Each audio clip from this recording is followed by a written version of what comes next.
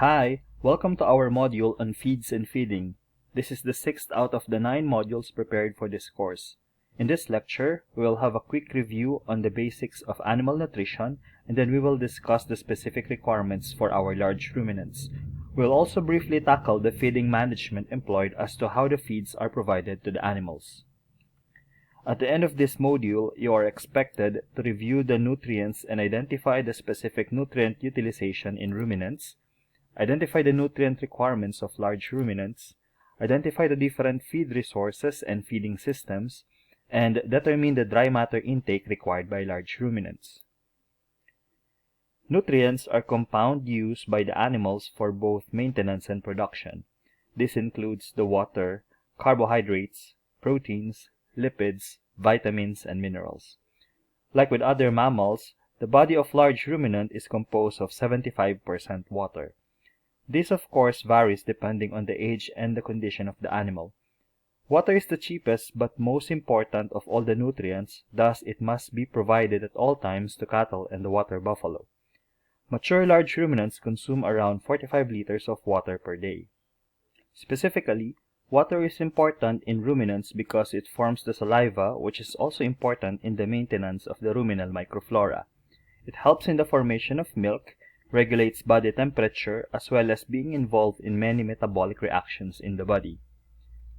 Next is the main energy source, which is the carbohydrates. These are the starch and cellulose from the plants. Carbohydrates make up about 75% of the plant's dry matter and stored either as a starch or a cellulose. Please remember that even ruminants cannot digest cellulose by themselves because mammals lack cellulase, an enzyme that can digest cellulose in the plants. In ruminants, these cellulose are acted upon in the rumen by microorganisms to yield volatile fatty acids.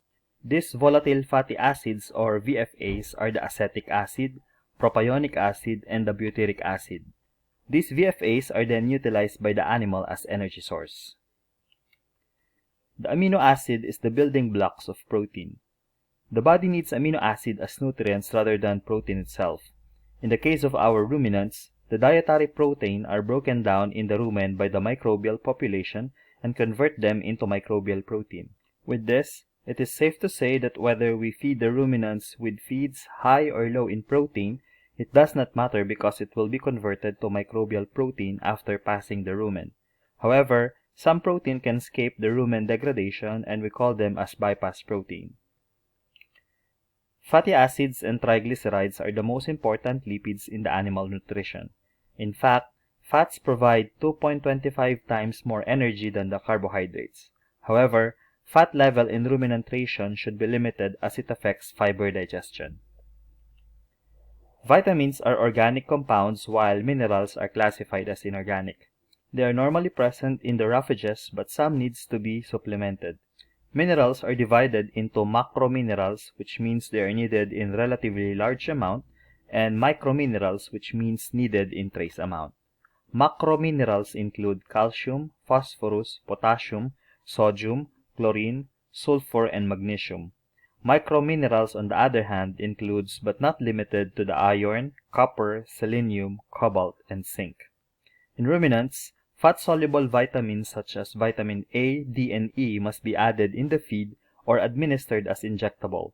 Vitamin K and water-soluble vitamins like the vitamin B complex can be produced by the ruminal microbes and does not need to be provided in their diet and health regimen. The most important end products of carbohydrate breakdown in the rumen are the volatile fatty acids or VFAs. They are important because around 70% of the energy requirement of the ruminant are provided by the VFAs. We mentioned a while ago that there are 3 major VFAs. Take a look that the diet can change the proportion of the VFAs produced. Acetate is the end product of fiber fermentation. A lot of acetate will be produced by the ruminal microflora if the diet is composed of highly fibrous feed. Acetate is also important in the production of milk fat, thus higher fiber is needed in the diet of dairy cattle over beef cattle. Propionate, on the other hand, is the end product of starch and sugar fermentation. This VFA is important for increased live weight gain, which is necessary for feedlot operation in the beef cattle industry. Higher proportion of propionate can be achieved by feeding the ruminants with grains such as those present in the concentrates. And lastly, the butyrate, which are metabolized in the liver as ketone bodies. These ketone bodies are used as energy source for fatty acid synthesis and a great source of alternative energy during early lactation. As we mentioned, the protein used by the ruminant is largely provided by the microbial protein. Besides digesting dietary protein or the true protein, microorganisms in the rumen convert non-protein nitrogen or NPN into microbial protein. An example of this NPN is the urea. Yes, you heard it right, the urea fertilizer. Let us check this diagram. There are two sources of protein in the diet, the true protein and the non-protein nitrogen. Around 40% of the dietary protein bypass the rumen and escapes bacterial breakdown. This will readily be digested in the abomasum and absorbed in the small intestine. The remaining 60% is degraded by the ruminal bacteria and converts it to amino acid, then to ammonia. Note that ammonia is a major source of nitrogen for microbial growth. In the case of NPN, the ruminal microbes also converts this into ammonia. Again, the ammonia supports the growth of these microorganisms. The ruminal microbes are continually flushed from the rumen through the abomasum where they are killed and digested as protein. The amino acids produced from the digested microbial proteins are absorbed through the small intestine. In a way, we can say that the ruminants use the bacteria as a source of protein. Now we learn the different nutrients. Now let us have a quick discussion on the nutrient requirements. The kind and amount of nutrient required by an animal are determined by its physiological activities. Ruminants' physiological activities includes maintenance, growth, reproduction, and lactation. This means that nutrients received by the cattle or the water buffalo will be allocated to these basic physiological activities of the animal. The maintenance is by default includes all body processes required to keep the animal alive and healthy. Energy is required to support basal metabolism, maintain body temperature, and even normal activities to obtain food and water. Before the ruminant can grow, reproduce, and provide milk, the maintenance requirement must be met. Protein is needed to repair damaged body tissues, while vitamins and minerals are needed for the maintenance of all metabolic activities.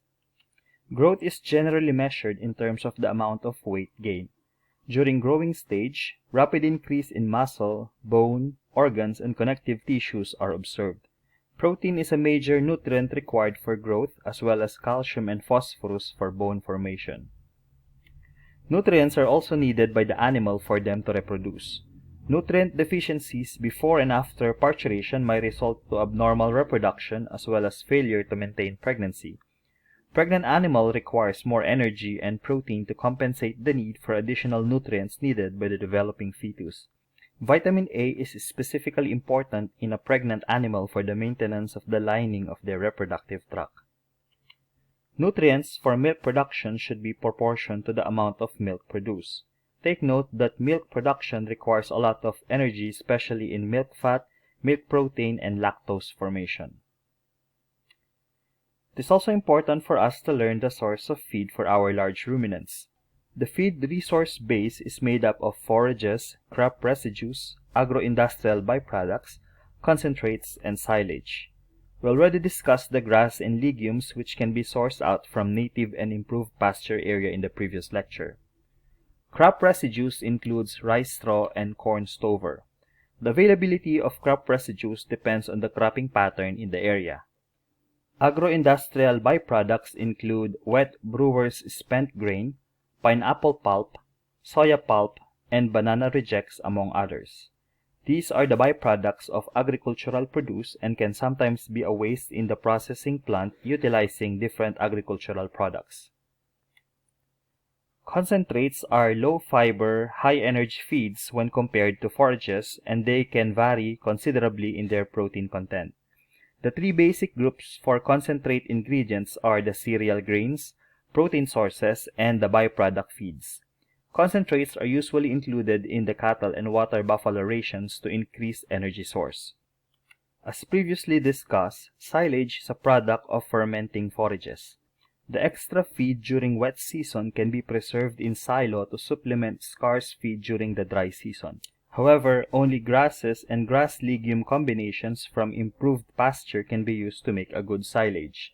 Native pasture grasses such as kogon and bagokbok are not good materials for silage making.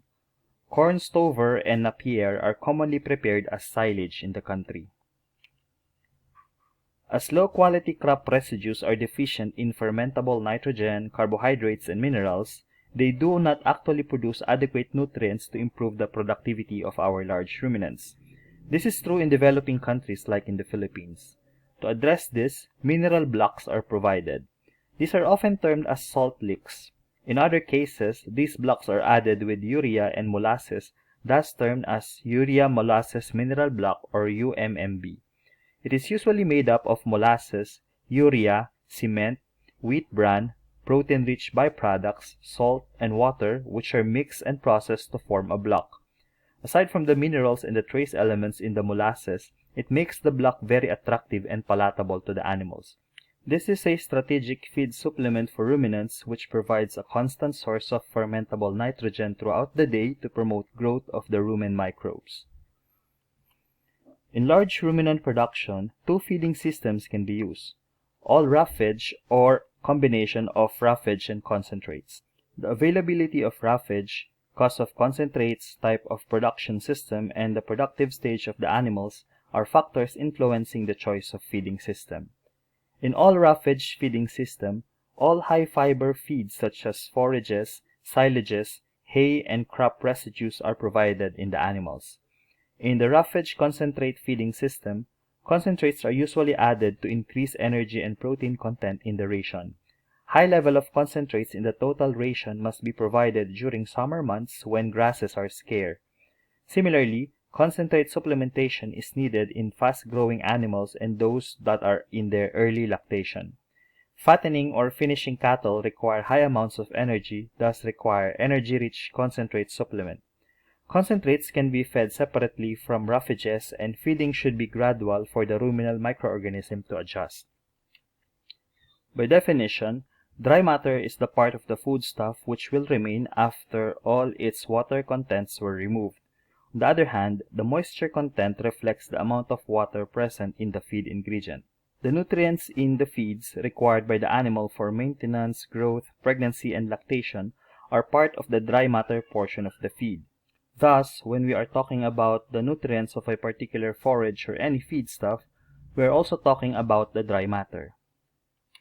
Dry matter intake is the amount of feed a ruminant consumes per day on a moisture-free basis.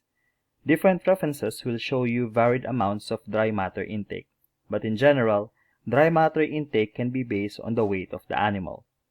In mature large ruminants, the dry matter intake should be 2% of its weight. If we convert this in an average 300 kg cattle, the cattle should consume 6 kilos of the dry matter of the feed to get the intended amount of nutrients. For a 2-year-old steer, heifer, or bull, the dry matter intake is 2.5% of their body weight, while in younger animals, it is around 3% of their body weight. Or in a much simpler way, there is a recommended guide where farmers can use. Variation exists on the amount of concentrates given per age as well as per production cycle. Take note that in most cases, roughages should be given ad libitum or at least within the minimum dry matter requirement. Note that the CP of the concentrate also matters in the feeding guide. And that ends our brief discussion about the nutrient requirements and the feeding system in the large ruminants.